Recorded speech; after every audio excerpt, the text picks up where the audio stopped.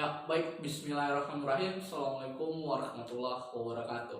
Perkenalkan, saya Fahri Aliasin dan saya adalah guru baru kalian di sini.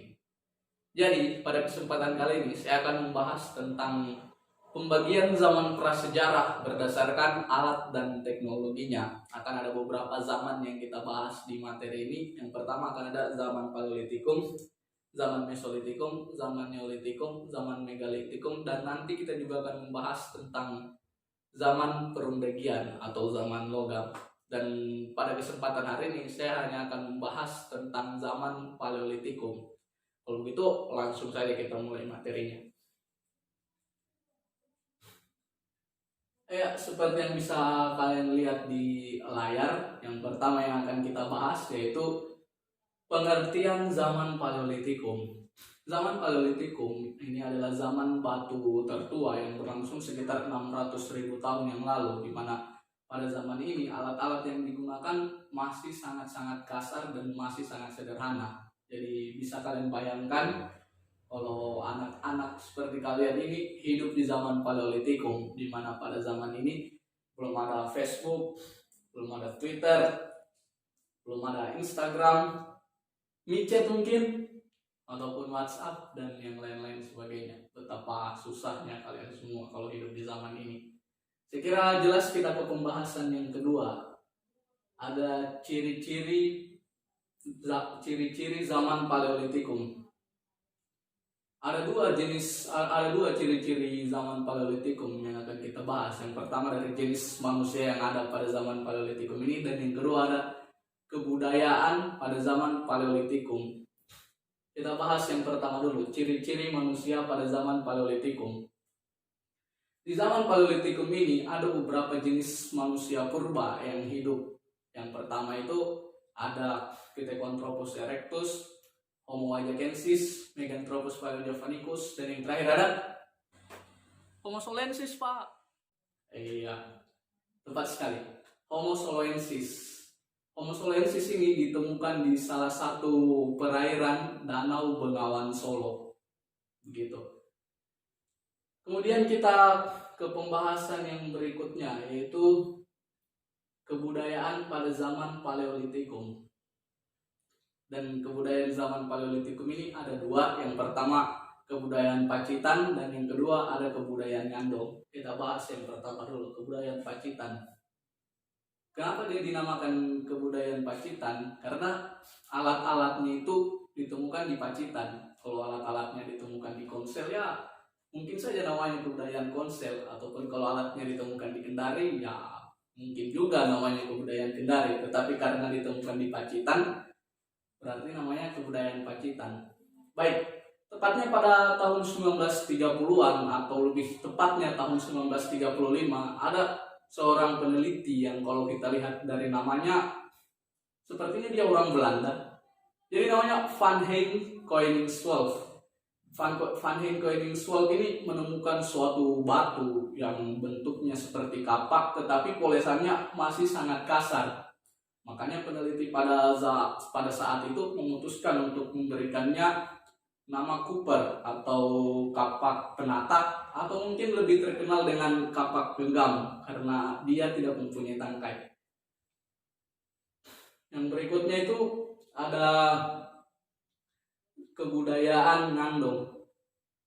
Ya, jadi kenapa namanya kebudayaan Nyandong? Karena alat-alatnya ditemukan di Nyandong, di Sidoarjo. Ada beberapa alat-alat yang ditemukan. Yang pertama ada flakes, ada alat-alat dari tulang, dan ada juga beberapa alat-alat yang terbuat dari tanduk hewan. Selanjutnya yaitu ciri-ciri kehidupan pada zaman Paleolitikum. Yang pertama ada hidup nomaden, jadi orang-orang itu berpindah dari satu tempat ke tempat yang lainnya untuk mencari makanan dan untuk mencari tempat berlindung dari cuaca maupun dari binatang buas. Yang kedua itu ada pola gathering, jadi pola gathering atau sistem gathering atau mungkin berburu. Jadi orang-orang pada zaman ini itu hidup dengan cara berburu, entah itu berburu jonga, berburu rusa maupun yang lainnya. Yang ketiga itu ada memancing. Jadi ya memancing. Baik, kita ke pembahasan yang selanjutnya, yaitu alat-alat pada zaman Paleolitikum. Yang pertama ada kapak genggam. Kapak genggam ini ditemukan oleh Van Koningswald pada tahun 1935. Kenapa namanya kapak genggam? Karena dia itu batu yang bentuknya seperti kapak dan juga arsirannya masih sangat kasar, tetapi dia tidak punya tangkai, makanya dia dinamakan kapak genggam atau kuper atau mungkin kapak penatak. Yang kedua ada kapak perimbas. Kapak perimbas ini dia berfungsi sebagai alat untuk merimbas pohon dan dia juga bisa berfungsi sebagai alat untuk memahat tulang belulang. Selain itu, pada zaman Paleolitikum dia juga bisa, pada zaman Pithecanthropus erectus dia juga bisa digunakan sebagai senjata untuk mencari makanan ataupun untuk berlindung dari hewan buas. Kita ke pembahasan yang berikutnya, yaitu alat-alat yang terbuat dari tulang dan tanduk hewan. Jadi alat-alat yang terbuat dari tulang dan tanduk hewan ini biasanya berfungsi sebagai dagger, dia berfungsi sebagai dagger atau mungkin bisa dikatakan sebagai belati. Jadi fungsinya itu untuk menusuk hewan buruan. Selain itu dia juga bisa berfungsi sebagai ujung tombak bergigi. Kemudian yang selanjutnya ada plakes. Jadi plakes ini terbuat dari batu kalsedon. Ukurannya itu sangat kecil, ya begini. Ya beginilah. Jadi ukurannya sangat kecil. Dia itu bisa berfungsi sebagai alat untuk mengupas makanan pada zaman ini. Dan kita ke pembahasan yang terakhir, yaitu peninggalan pada zaman Paleolitikum. Jadi berdasarkan materi yang sudah saya jelaskan tadi, maka bisa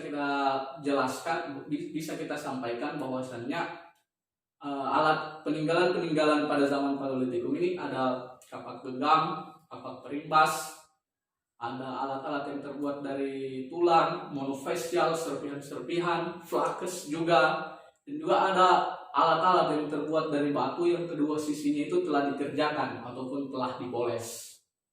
Gitu. Ya baik, saya kira itu yang dapat saya sampaikan karena kita juga dibatasi oleh waktu. Untuk teman-teman mungkin ada yang bertanya, bagi teman-teman yang beragama Islam, kenapa kita masih mempelajari manusia-manusia dari zaman purba ini? Padahal kan sudah jelas bahwasannya manusia itu berasal dari Nabi Adam.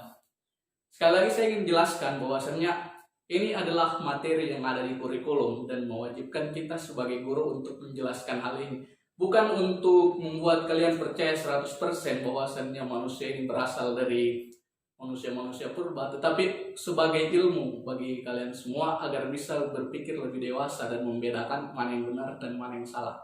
Jadi saya kira itu yang dapat saya sampaikan. Semoga bisa diambil ilmunya. Segala kekurangannya mohon dimaafkan. Saya akhiri dengan ucapan wallahul muwaffiq ila aqwamit thoriq. Wassalamualaikum warahmatullahi wabarakatuh.